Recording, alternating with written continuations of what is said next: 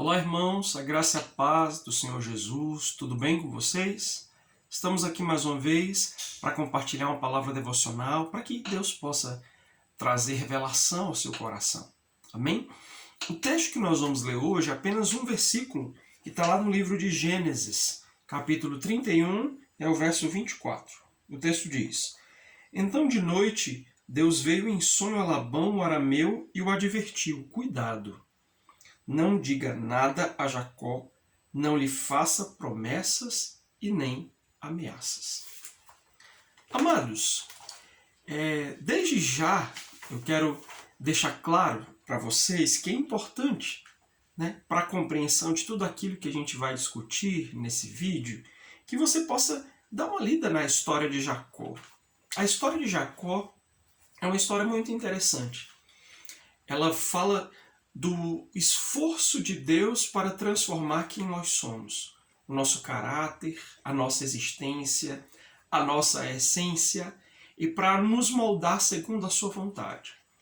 Mas a história de Jacó, ela também é um resquício da história de Abraão. Ou seja, ela aponta para a bênção, para a bondade de Deus sobre a vida daquele homem. E é exatamente isso que eu quero conversar com você. Sobre a bondade de Deus a respeito da vida de Jacó e a respeito da nossa própria vida. Amados, quando nós paramos para pensar, se você for perspicaz e olhar para a sua vida hoje, fazer uma avaliação, certamente você verá o quanto Deus tem sido bom e misericordioso. Muitas vezes, Deus pode não fazer o que a gente quer, o que a gente está desejando em determinados momentos, mas certamente Ele faz aquilo que é a sua vontade. E a vontade de Deus, como sabemos, é sempre boa, agradável e perfeita. O fato é que, quando nós olhamos para a nossa vida, nós percebemos que ela está preenchida da bondade, da graça de Deus nas nossas vidas. Em cada detalhe, em cada momento, nós percebemos o cuidado do Senhor, a misericórdia dele operando sobre nós. E por um motivo muito especial que a gente vai falar lá no finalzinho desse vídeo. Mas eu quero falar 4 aspectos nos quais a bondade de Deus se revela em nós. E como eu disse, esses 4 aspectos estão dissolvidos ao longo da história de Jacó. E mais precisamente, a partir do capítulo 28 de Gênesis. Por isso, como todas as vezes, eu estou sempre estimulando que você leia o contexto. Então, dá uma lida no capítulo 28 até o capítulo 32 de Gênesis. Você vai ver como Deus foi bom e misericordioso com Jacó. Como Deus foi fiel, como Deus demonstrou o seu cuidado em diversos aspectos. E o primeiro cuidado de Deus a respeito da história de Jacó é que o Senhor o direcionou ao lugar onde ele deveria estar. Desde que Jacó, no capítulo 28 de Gênesis, saiu da casa dos seus pais e foi na direção de Padã Arã, Deus o estava direcionando naquela jornada. Da mesma forma, Deus trouxe Jacó de Padã Arã e o colocou de volta no lugar onde ele deveria estar. Então, o primeiro aspecto do cuidado de Deus em nosso favor é que ele direciona as nossas vidas. Se nós formos atentos, se o nosso coração estiver desejoso de ouvir a voz de Deus, certamente ele vai estar direcionando por que caminhos, em que rumo nós temos que tomar para que possamos estar cumprindo o propósito dele. Isso é cuidado. Em segundo lugar, Deus deu uma família para Jacó. E hoje ter uma família é algo muito importante. Não só hoje, mas na história do homem, da humanidade. O homem foi criado exatamente para viver em família. E nós percebemos na história dele, de maneira específica, que o Senhor o dirigiu quando ele tem um encontro com Raquel, quando Deus permite que eles se casem, quando Jacó começa a ter filhos ali, e não só com Raquel, mas com Lia. Ou seja, Deus deu uma família para Jacó. E hoje eu gostaria que você pensasse um pouco a esse respeito.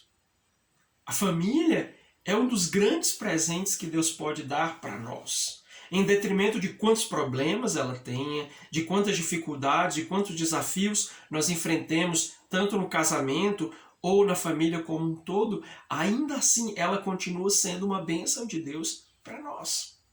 O problema é que às vezes a gente não se dá conta disso.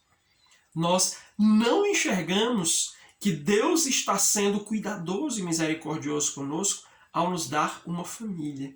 Então, glorifique a Deus também pela sua família. Em terceiro lugar, Deus o fez prosperar, abençoou o fruto do seu trabalho. E isso é maravilhoso, queridos. Quantos de nós temos visto a bênção de Deus sobre as nossas vidas? Quando trabalhamos, Deus faz multiplicar, Deus nos ajuda a crescer, Deus nos leva a conquistar, Deus abre portas e fecha portas diante de nós. Foi isso que ele fez com Jacó. Quando ele chega na casa de Labão, ele não tem nada. E à medida que ele vai trabalhando, Deus vai abençoando, e você vai perceber que Labão tentou mudar o salário de Jacó 10 vezes, mas nas 10 vezes Deus estava sempre em favor de Jacó e o fez prosperar e o fez crescer sobremaneira. E isso é interessante, porque nós temos que entender que é necessário o nosso esforço, é necessário o nosso trabalho, mas quem nos faz prosperar, quem abençoa o fruto das nossas mãos é o Senhor. E isso é uma expressão também do cuidado dele sobre as nossas vidas. Em quarto lugar, aí eu chego no trechinho que a gente leu. Quando Jacó sai da casa de Labão, eles saem fugidos porque ele acreditava que Labão não ia querer deixá-lo ir embora. Até porque ele estava dando lucro para Labão, porque Deus abençoava a casa de Labão, porque Jacó estava ali. Então eles saem fugidos, depois Labão sai para perseguir Jacó, mas naquela noite em que eles iriam se encontrar, Labão teve um sonho e Deus falou exatamente esse texto que nós lemos. Olha, não fale nada para Jacó, nem faça promessa e nem lhe faça ameaças. Ou seja, não fale nada. E o interessante que nós vemos aqui, e também na frente do encontro com Esaú, lá junto de outro povo em que Jacó vai estar e vai ter uma grande confusão, nós percebemos o cuidado de Deus na vida dele em livrá-lo de seus inimigos, em proteger a Jacó. E se nós olharmos para o mundo hoje, toda essa situação que nós temos enfrentado, e quando falamos em proteção, não falamos apenas da proteção física, dos danos físicos que o inimigo pode nos causar.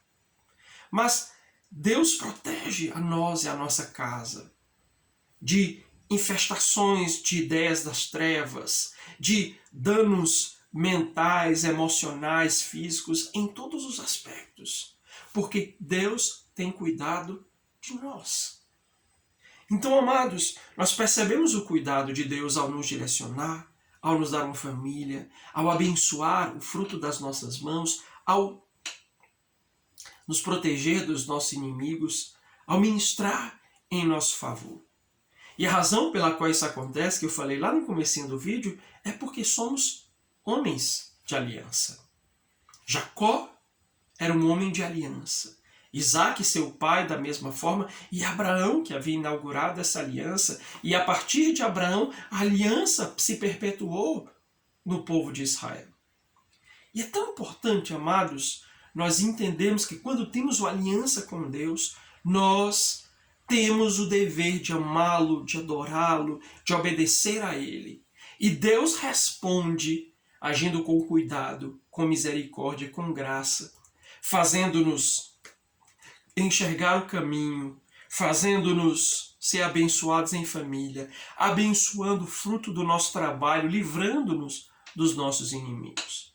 Isso é tão importante, amados. E aí, se você ainda não tem uma aliança com Jesus, se você ainda não decidiu aliançar-se com o Senhor, eu quero te encorajar através desse devocional. Talvez você esteja ouvindo, você nunca confessou a Jesus como seu Senhor e Salvador. E essa é uma excelente oportunidade para que você possa abrir a porta do seu coração para que Jesus possa entrar. E a partir do momento que você tiver uma aliança com Jesus, você verá como Deus vai agir com cuidado. Você vai perceber o cuidado de Deus de maneira mais expressiva na sua vida. Então, para aqueles que já têm uma aliança com Deus, abram seus olhos, celebrem, glorifiquem a Deus pelo cuidado que Ele tem operado na sua vida e a bondade com a qual Ele tem demonstrado. Mas você que não tem aliança ainda com Jesus, essa é uma excelente oportunidade para que você abra a porta do seu coração. Convide Jesus com as suas palavras para entrar, para perdoar os seus pecados e para governar a sua vida a partir de hoje.